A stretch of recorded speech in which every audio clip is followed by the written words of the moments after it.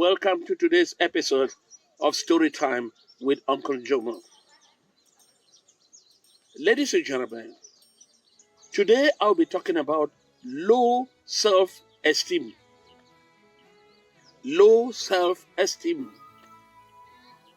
That is, you are thinking you are not good enough for anything. Let me tell you, for me, that is poverty mentality.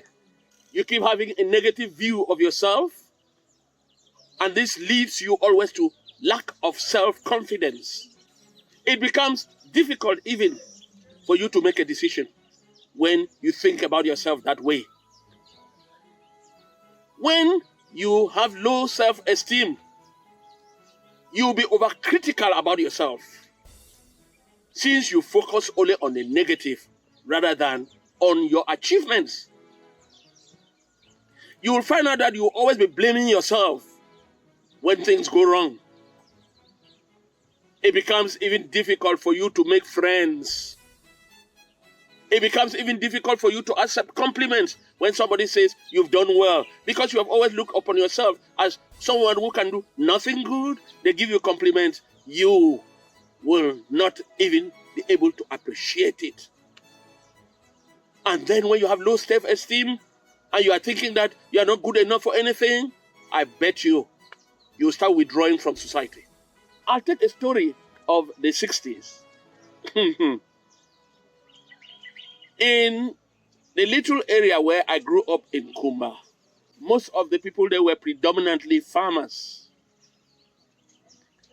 And because they were living about like the outskirts of the town, they always had the impression that they were not as good enough as the people who were living in other parts of the town.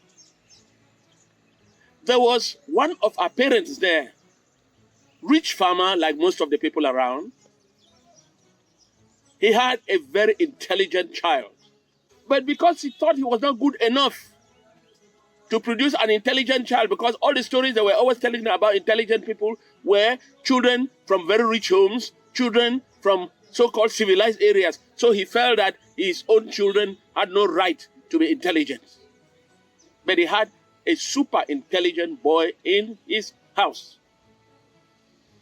When this boy got to standard 6 of those days, of course he had always been leading his class. But whenever he would lead the class, the father would go and sit behind and say, wow, even me too. Can it be my own child that is leading? And you know, I will tell you something. Those days there was a story very prevalent in that kind of a closed society, that a child could not be intelligent until he took what was known as brain pills.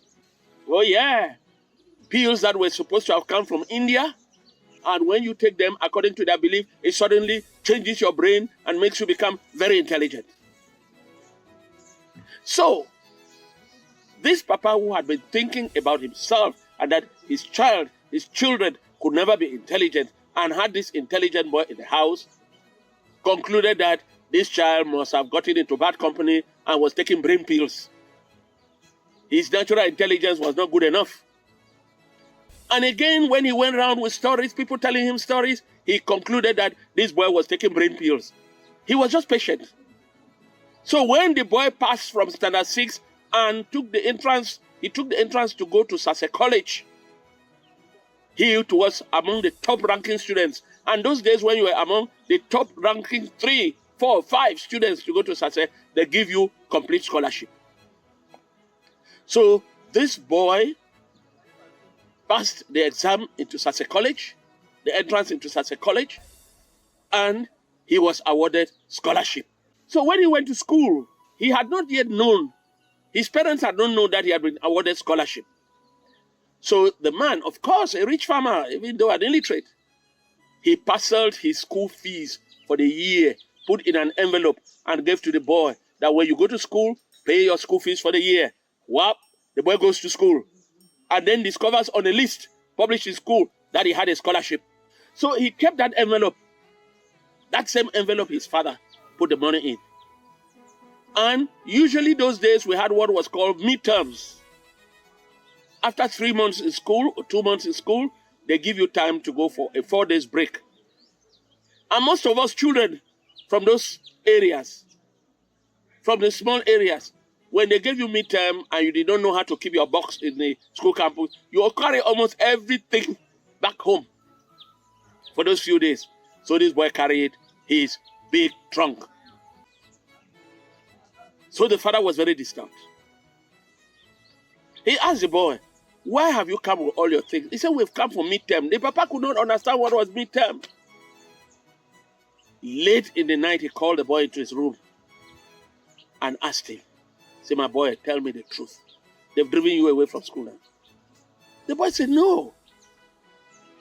I am on midterm.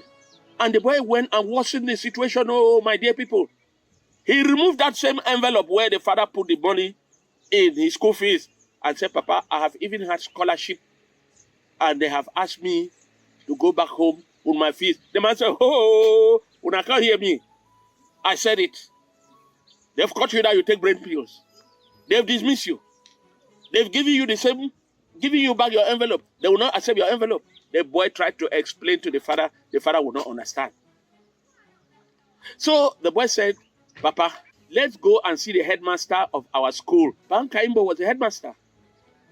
So Pan Kaimbo came to the house and explained to the father that midterm is a short break they give students when they have spent about 2 months in school.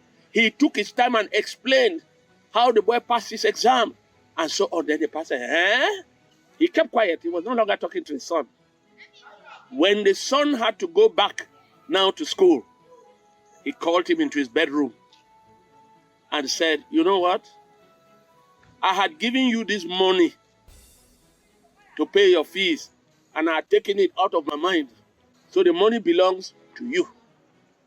Since it's your intelligence that has given you the money, go away with your envelope. Woo-hoo! And this boy was a showman. Showman. The man went to Kumba Market. Oh, muff me there. Bought the latest pair of shoes that no boy in Sase College had ever put on. Bought the latest shirts. And since he had been known even in school as a showman, when he came with all of this, the show level went higher again. Many boys in school were coming to beg shirts from him to go for parties. Were coming to borrow shoes from him. Do you see what low self-esteem can cause? Today we are here to tell you that you should never be involved ever in thinking that you are not good enough for anything. And if you wish, we'll make some proposals. Look, for you to take away low self-esteem, please practice self-care. You care about yourself. You build your confidence when you practice self-care. Sit down and take a piece of paper. Write your achievements. Acknowledge them. And when you acknowledge your accomplishments, it's going to boost your morale even higher. Most of you are out there, you have so many accomplishments that you don't even, achievements that you don't know. So acknowledge your achievements. I would also advise, recite positive affirmations. Oh, I am good. Oh, I know this. Oh, I'm there. When you recite those positive affirmations, they will become parts and parts of your life. Please, I will also beg that you socialize. And let me tell you a secret to raise your self-esteem. Practice self-hygiene. I capitalize on it, sir, madam. Practice self-hygiene. When you get up in the morning, you brush your teeth. You even become so with good toothpaste that has, fragrance. When you are even talking to somebody, you want him to know that you use some expensive toothpaste. You see what that can do to you? I discovered that even at this age, going to bed in my pajamas gives me value. It makes me value myself. It makes me know that I am ready to go to bed. Your body, even when you put on your pajamas, your body, the bed invites you. The bed invites you. And when you go and lie on the bed accepts you. You put your head on the pillow accepts you, and you sleep peacefully. Have you not taken up your esteem? Oh man, let me tell you, all of that, you are building your confidence. Ladies and gentlemen, never fall in that trap of low self-esteem, thinking that you are not good enough. My own day, no. Wow. I hope what I said went right down. Yes, this is Uncle Njomo with Story Time, and I urge you to stick on watching Story Time. Hope you liked this episode. If you did, like, comment, and share. See you in the next episode.